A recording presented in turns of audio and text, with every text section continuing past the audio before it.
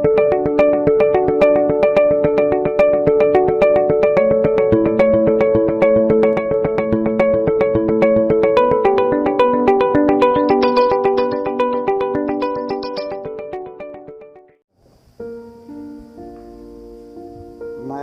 राम मनोहर वर्मा, योग प्रशिक्षक, सत्यनारायण उच्च शिक्षा संस्थान तुलसीपुर, जनपद श्रावस्ती। आज मैं आप लोगों को मधुमेह या शुगर, डायबिटीज़ जिसको कहते हैं, और उदर रोगों के बारे में इसको योग से कैसे ठीक किया जाए, क्योंकि आदमी अंग्रेजी दवाएं कर कर के परेशान हो चुका है और इसका कोई अंतिम समाधान एलोपैथी में नहीं है। योग और आयुर्वेदिक चिकित्सा, घरेलू इलाज ही इसका एकमात्र उपाय है जिससे आदमी अस्थायी मुक्ति पा सकता है। सर्वप्रथम आप ये जान लीजिए कि मात्र योग कर लेने से आपके उदर रोग या मधुमेह ये ठीक नहीं होगा। इसके साथ आपको कुछ नियमों का पालन करना होगा। तो पहले मुख्य 9 बातें आप जान लीजिए जिनका पालन कीजिए। इसके साथ योगासन कीजिए। मधुमेह से, उदर रोगों से, गैस से, शुगर से, कब्ज से, एसिडिटी से आप पूर्ण मुक्ति पा जाएंगे। तो सबसे पहली चीज़ है, 3 चीज़ें आप फिक्स कर लीजिए। सुबह एक निश्चित समय पर जागने का, निश्चित समय पे भोजन करने का और निश्चित समय पे सोने का। ये 3 काम आपके निश्चित होने चाहिए। जागना, सोना और भोजन करना, ये पहला बिंदु हुआ। दूसरा बिंदु ये है कि शुगर के मरीज हर हालत में 3 चीज़ें छोड़ दें: सफ़ेद मैदा, सफ़ेद चीनी और सफ़ेद नमक। मैदा की जगह पे वो मोटे आटे की रोटी खाएं, चीनी की जगह पे गुड़ का इस्तेमाल करें, खांड का इस्तेमाल करें, और देसी नमक के बजाय, समुद्री नमक के बजाय पहाड़ी नमक या सेंधा नमक, काला नमक इस्तेमाल करें। ये दूसरा बिंदु हुआ। तीसरा बिंदु यह है कि वो फास्ट फूड, जंक फूड, बासी भोजन, तले भुने पदार्थ, इसको बंद कर दें। चौथी चीज़ है कि रोज़ सुबह उनको न्यूनतम 1 लीटर तांबे के बर्तन में रखा हुआ पानी पीना है। उसी पानी में शाम को नीम की पत्ती भी डाल दिया करें और सुबह उस पानी को कम से कम 2 गिलास 3 गिलास पानी पी लिया करें, लेकिन वो पानी न्यूनतम 12 घंटे तक रखा हुआ हो। 5वीं बात है कि सुबह वो नाश्ते में चाय, बिस्कुट, नमकीन लेने के बजाय 1 खीरा, 1 करेला, 1 टमाटर, मतलब तीनों का बराबर वजन हो, इनका जूस निकाल लें। 100 मिलीलीटर जूस लेकर उसी में 1 चुटकी काली मिर्च और 1 चुटकी सेंधा नमक डालकर पी जाएं। यही जूस 100 ml सुबह पीना है और 100 ml यही जूस शाम को भी खाली पेट पीना है। अगला 5वां बिंदु यह है कि मनुष्य ज़्यादातर ये करते हैं कि एक ही अनाज को खाने में जुटे रहते हैं, गेहूं और चावल, गेहूं और चावल। नतीजा ये होता है कि इन अनाजों में पाए गए तत्वों की मात्रा शरीर में अधिक हो जाती है और दूसरे अनाजों में जो तत्व पाए जाते हैं उससे हमारा आपका शरीर शून्य रहता है। इसलिए मरीज को अनाज बदल बदल कर खाना है। या तो अनाजों को मिक्सचर कर लें, गेहूं, जौ, चना, ज्वार, बाजरा, मक्का सब एक में मिलाकर पिसवा लें, उसकी रोटी खाएं, अथवा बदल बदल कर एक टाइम चावल खाया, एक टाइम मक्का खाया, एक टाइम गेहूं खाया, एक टाइम बाजरा खाया। इस तरीके से अनाज बदल बदल कर खाएं। ऐसे दालें भी बदल के खानी है, ऐसे सब्जी भी बदल के खानी है। एक ही सब्जी पे या एक ही दाल पे नहीं जुट जाना। दूसरा बिंदु यह है कि आप जैसे नित्य क्रिया को अपने जीवन का अनिवार्य अंग बनाए हैं, चाहे जितना जरूरी काम हो, चाहे जहाँ जाना हो, लेकिन आप शौचादि नित्य क्रिया से निवृत्त होने के बाद ही जाएंगे। ऐसे आप योग को अपने जीवन का एक अनिवार्य अंग बना लें। चाहे जितना जरूरी काम हो उसकी मात्रा आप कम कर लें उस दिन, लेकिन योग करने के बाद ही आप अपने दूसरे अनिवार्य कामों पे जुटें। 8वां बिंदु यह है कि शुगर का मरीज खाली पेट न रहे, उसको वो डोज भी नहीं लेना है, लेकिन जितना उसको भूख है उसका 75% भोजन ले और 25% हवा के लिए खाली रखना चाहिए। दूसरी चीज़ याद रखें कि भोजन करते समय यथासंभव पानी ना पिएं। भोजन से आधा घंटा पहले 1 गिलास पानी पी लेना है और भोजन के 1.5 घंटे बाद फिर आपको पानी पीना है। तो इससे आपकी पाचन क्रिया सही रहेगी। अंतिम बिंदु ये याद रखें कि योग आपको अपनी शारीरिक क्षमता के अनुसार ही करना है। जितना आपका शरीर बर्दाश्त कर सकता है उतना ही करना है। आपको टीवी या वीडियो में देख करके ज़रूरत से ज़्यादा नहीं करना है। तो ये रहे आपके कुछ 9 मुख्य बिंदु जिनका आपको अनुपालन करना है। अब हम आपको ये उदर रोग, मधुमेह को ठीक करने के लिए योग की प्रक्रिया बताएंगे। हम 4 चीज़ें आपको सिखाएंगे। पहला अंग होगा व्यायाम। व्यायाम में 3 चीज़ें हैं, सूर्य नमस्कार या यौगिक जॉगिंग या दंड बैठक। ये पहला भाग हुआ। दूसरे में आपको आसन करना है, तीसरे में आपको प्राणायाम करना है और चौथे में ध्यान करना है। तो हम आपको प्रयास करेंगे कि सरल से सरल चीज़ें बताएं ताकि आप लोग उसका अनुकरण कर सकें। तो आज हम आपको सूर्य नमस्कार और उसी के साथ अगर आप यौगिक जॉगिंग नहीं कर सकते हैं तो दौड़ लगा लिया करें, पीटी कर लिया करें। और इसके बाद आपको 21 आसन अनिवार्य है। इसमें से जो आप सरलता से कर पाइएगा वो करने का प्रयास कीजिएगा। 21 आसन, 7 प्राणायाम और 1 ध्यान।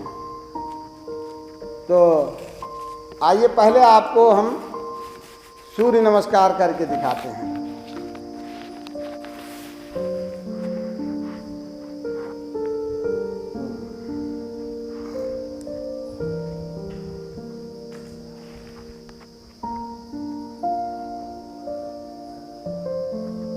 आप पहले सीधे खड़े हो जाएं।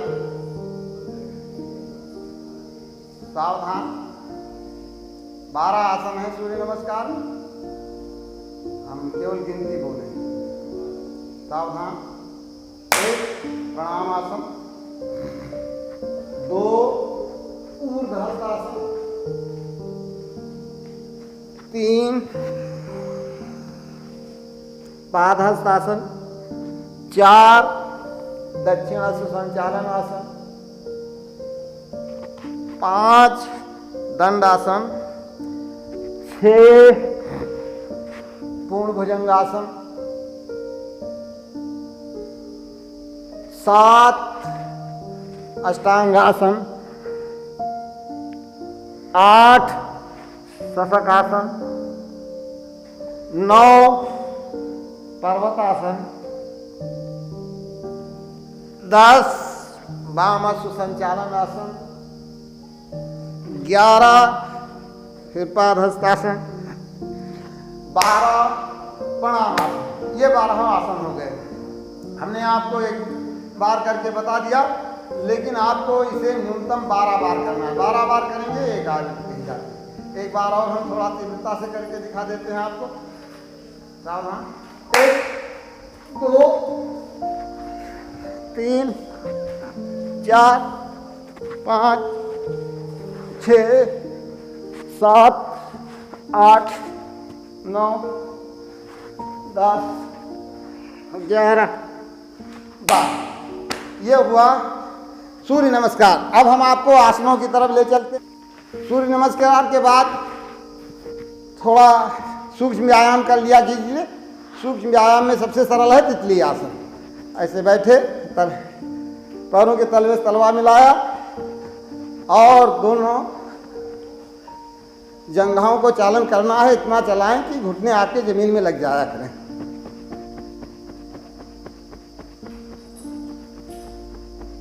ये रहा तितली आसन।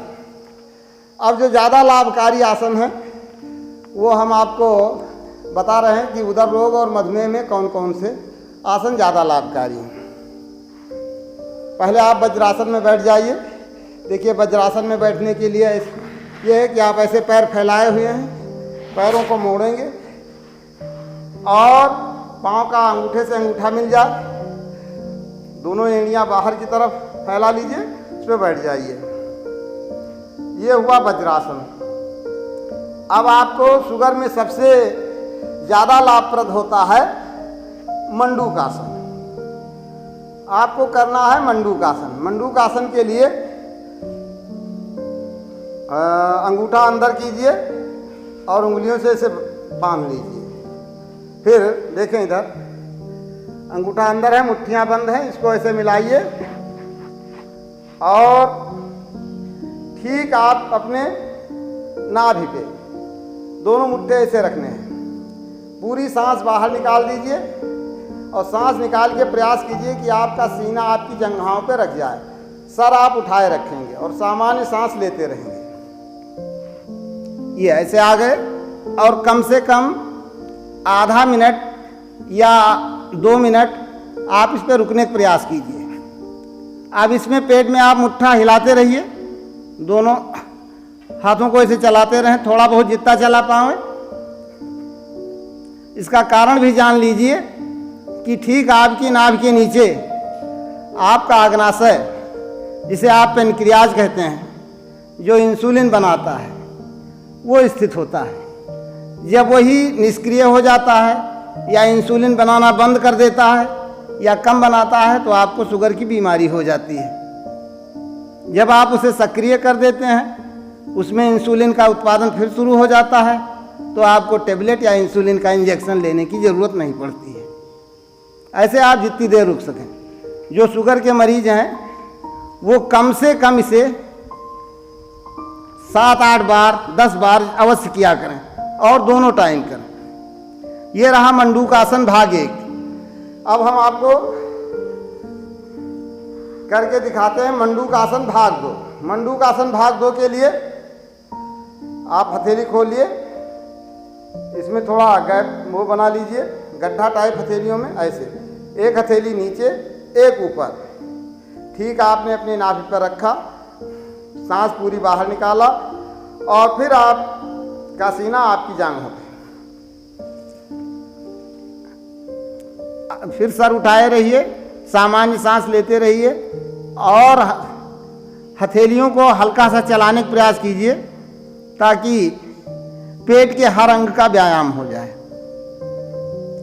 ये रहा मंडूकासन भाग 2। देख लो भैया, सही चल रहा है,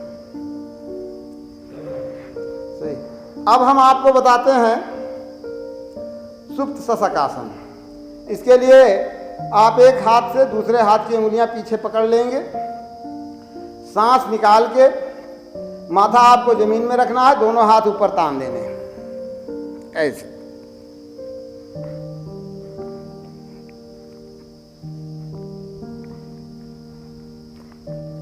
इसमें भी कम से कम आधा मिनट 1 मिनट रुके रहें, फिर सांस भरते हुए ऊपर आ जाएं। अब आपको करना है सुप्त वज्रासन। जैसे आप आगे गए थे, अब पीछे झुक जाएंगे, घुटने नहीं उठने चाहिए, हाथ का सहारा लीजिए, ऐसे धीरे धीरे धीरे धीरे सर पीछे जमीन में लगा दीजिए, दोनों हाथ दोनों जंघों पे, देखना है पीछे। ये आपका हुआ सुप्त वज्रासन। फिर धीरे से ऐसे उठ जाइए। अब हम आपको अगले आसन की ओर ले चलते हैं।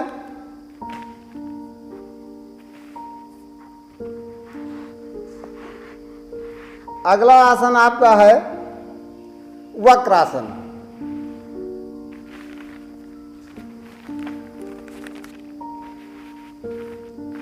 वक्रासन करने के लिए आप पहले दोनों पैरों को ऐसे फैला लेंगे, फिर एक पैर मोड़ेंगे, जैसे हमने बायां पैर मोड़ा तो बाएं पैर का पंजा दाहिने पैर के घुटने के पास, पाँव के नीचे। अब जो पाँव हम फैलाए हैं, जैसे हम दाहिना फैलाए हैं, दाहिना हाथ सांस भरते हुए ऊपर उठाइए और फिर सांस निकालते हुए हाथ नीचे लाइए और घुटने के इस पार से दाहिने पैर को ही पकड़ लेना। देखना है विपरीत दिशा में, ऐसे।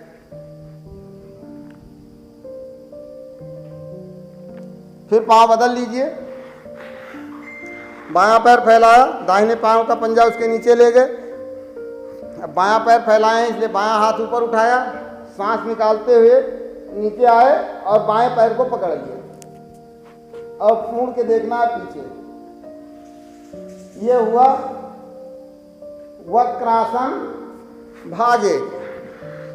भाग 2 में आपको ये करना है, इस पांव को पंजे के पैर के नीचे ले जाने के बजाय पैर के इस तरफ रख दिया। बाकी सारी स्थितियां वही हैं जो पूर्ववत थी। सांस भरते हुए हाथ उठाया, सांस निकालते हुए हाथ को लाया और घुटने के इस पार से इसी पांव के पंजे को पकड़ लेना है, ऐसे, और मुड़ के देखना है पीछे।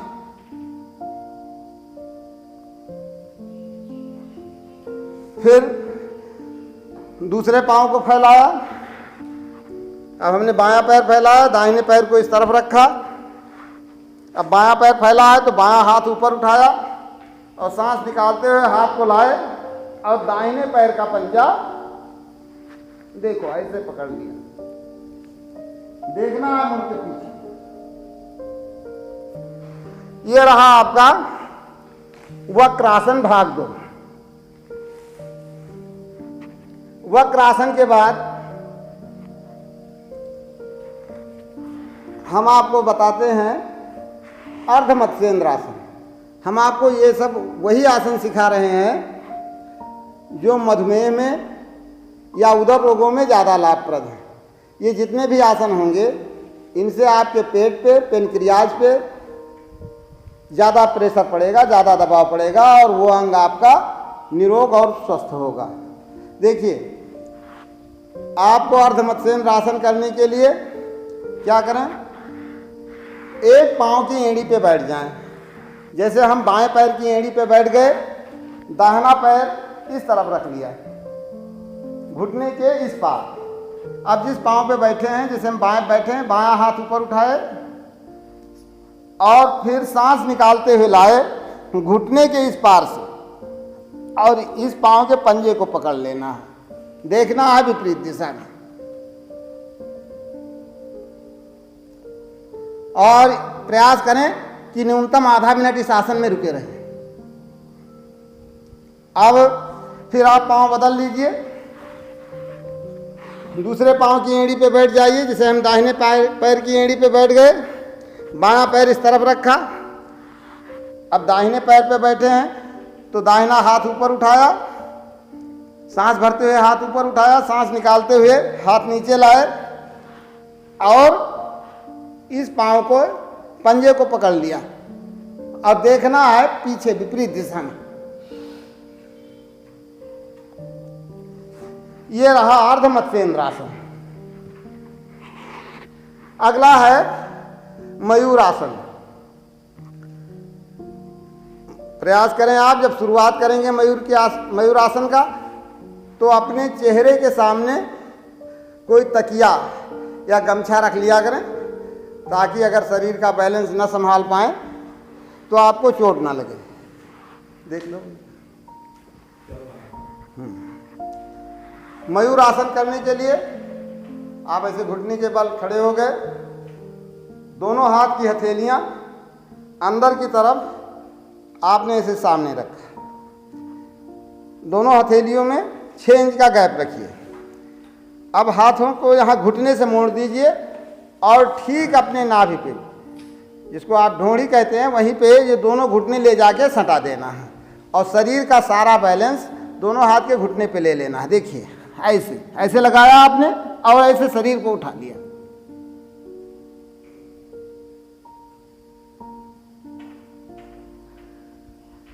इस आसन में भी आप कोशिश करें कि कम